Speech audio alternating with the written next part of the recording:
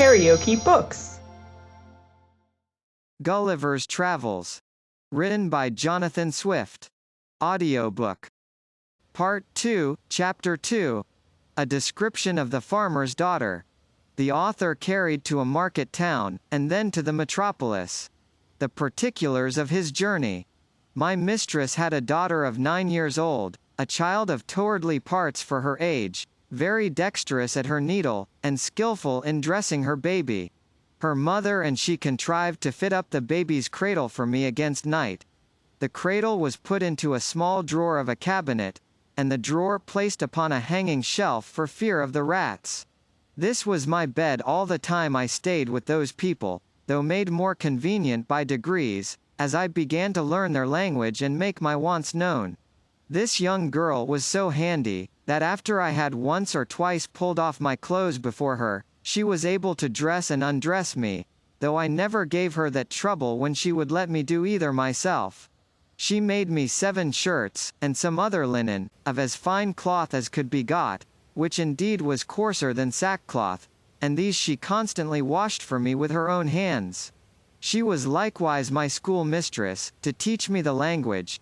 When I pointed to any thing, she told me the name of it in her own tongue, so that in a few days I was able to call for whatever I had a mind to. She was very good-natured, and not above 40 feet high, being little for her age. She gave me the name of Grildrig, which the family took up, and afterwards the whole kingdom. The word imports what the Latins call nanunculatus, the Italians homunceletino, and the English mannikin. To her I chiefly owe my preservation in that country. We never parted while I was there. I called her my glumdalclitch, or little nurse, and should be guilty of great ingratitude, if I omitted this honorable mention of her care and affection towards me, which I heartily wish it lay in my power to requite as she deserves, instead of being the innocent, but unhappy instrument of her disgrace, as I have too much reason to fear.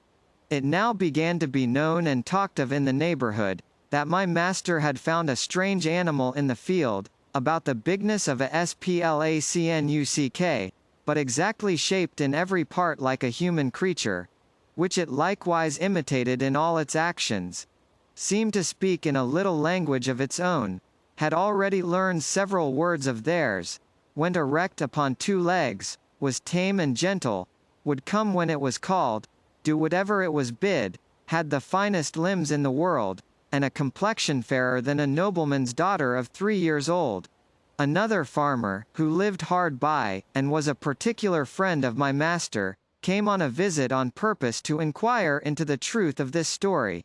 I was immediately produced, and placed upon a table, where I walked as I was commanded, drew my hanger, put it up again, made my reverence to my master's guest, asked him in his own language how he did, and told him he was welcome, just as my little nurse had instructed me.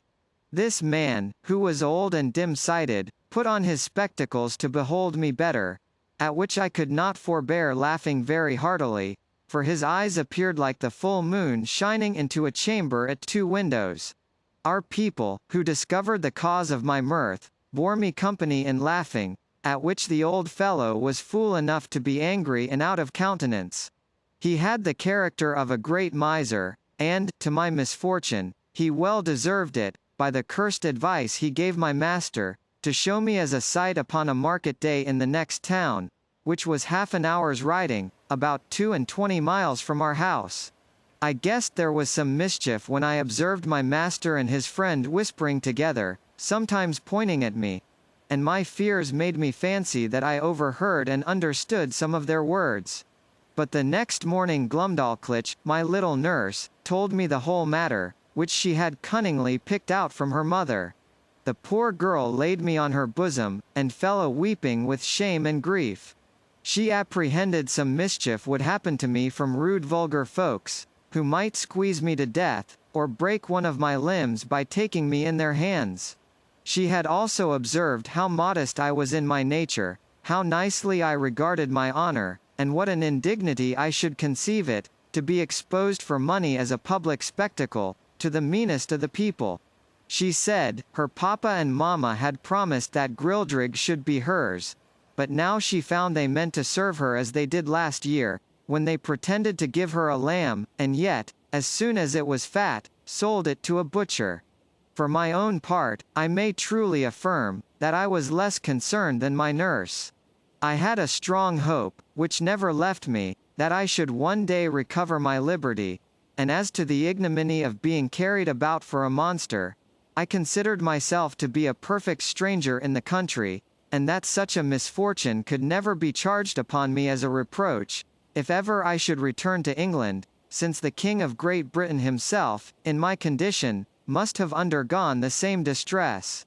My master, pursuant to the advice of his friend, carried me in a box the next market day to the neighbouring town, and took along with him his little daughter, my nurse, upon a pillion behind him. The box was close on every side, with a little door for me to go in and out, and a few gimlet holes to let in air. The girl had been so careful as to put the quilt of her baby's bed into it, for me to lie down on. However, I was terribly shaken and discomposed in this journey, though it was but of half an hour, for the horse went about 40 feet at every step and trotted so high, that the agitation was equal to the rising and falling of a ship in a great storm, but much more frequent. Our journey was somewhat farther than from London to St. Albans. My master alighted at an inn which he used to frequent, and after consulting a while with the innkeeper, and making some necessary preparations, he hired the Grultrud, or crier, to give notice through the town of a strange creature to be seen at the sign of the Green Eagle, not so big as a splacnuck, an animal in that country very finely shaped, about 6 feet long, and in every part of the body resembling a human creature, could speak several words, and perform 100 diverting tricks. I was placed upon a table in the largest room of the inn, which might be near 300 feet square. My little nurse stood on a low stool close to the table, to take care of me, and direct what I should do. My master, to avoid a crowd, would suffer only 30 people at a time to see me. I walked about on the table as the girl commanded. She asked me questions, as far as she knew my understanding of the language reached, and I answered them as loud as I could. I turned about several times to the company, paid my humble respects, said they were welcome, and used some other speeches I had been taught. I took up a thimble filled with liquor, which Glumdalclitch had given me for a cup, and drank their health. I drew out my hanger, and flourished with it after the manner of fencers in England. My nurse gave me a part of a straw, which I exercised as a pike, having learnt the art in my youth. I was that day shown to 12 sets of company, and as often forced to act over again the same fopperies, till I was half dead with weariness and vexation. For those who had seen me made such wonderful reports, that the people were ready to break down the doors to come in. My master, for his own interest, would not suffer any one to touch me except my nurse, and to prevent danger, benches were set round the table at such a distance as to put me out of everybody's reach. However, an unlucky schoolboy aimed a hazel nut directly at my head, which very narrowly missed me. Otherwise it came with so much violence, that it would have infallibly knocked out my brains, for it was almost as large as a small pumpkin, but I had the satisfaction to see the young rogue well beaten, and turned out of the room. My master gave public notice that he would show me again the next market day, and in the meantime he prepared a convenient vehicle for me, which he had reason enough to do, for I was so tired with my first journey, and with entertaining company for 8 hours together, that I could hardly stand upon my legs, or speak a word. It was at least 3 days before I recovered my strength, and that I might have no rest at home, all the neighbouring gentlemen from 100 miles round, hearing of my fame, came to see me at my master's own house. There could not be fewer than 30 persons with their wives and children, for the country is very populous winking face. And my master demanded the rate of a full room whenever he showed me at home, although it were only to a single family, so that for some time I had but little ease every day of the week, except Wednesday, which is their Sabbath, although I were not carried to the town. My master, finding how profitable I was likely to be, resolved to carry me to the most considerable cities of the kingdom. Having therefore provided himself with all things necessary for a long journey, and settled his affairs at home, he took leave of his wife, and upon the 17th of August, 1703, about 2 months after my arrival, we set out for the metropolis, situate near the middle of that empire, and about 3,000 miles distance from our house. My master made his daughter Glumdalclitch ride behind him. She carried me on her lap, in a box tied about her waist. The girl had lined it on all sides with the softest cloth she could get, well quilted underneath, furnished it with her baby's bed, provided me with linen and other necessaries, and made everything as convenient as she could. We had no other company but a boy of the house, who rode after us with the luggage.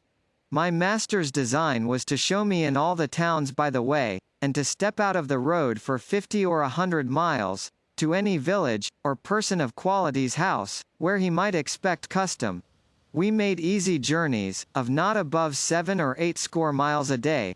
For Glumdalclitch, on purpose to spare me, complained she was tired with the trotting of the horse.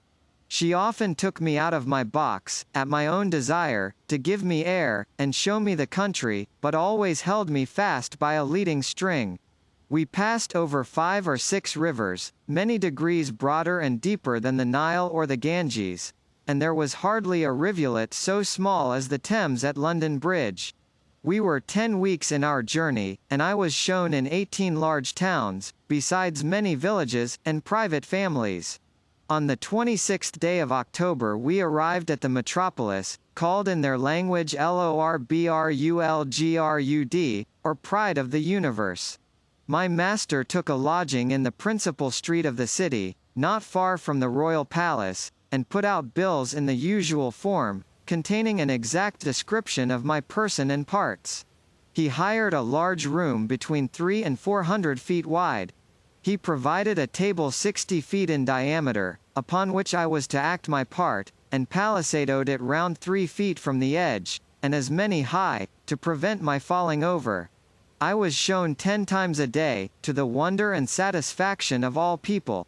I could now speak the language tolerably well, and perfectly understood every word that was spoken to me. Besides, I had learnt their alphabet, and could make a shift to explain a sentence here and there. For Glumdalclitch had been my instructor while we were at home, and at leisure hours during our journey. She carried a little book in her pocket, not much larger than a Sanson's atlas. It was a common treatise for the use of young girls, giving a short account of their religion. Out of this she taught me my letters, and interpreted the words. KaraokeBooks.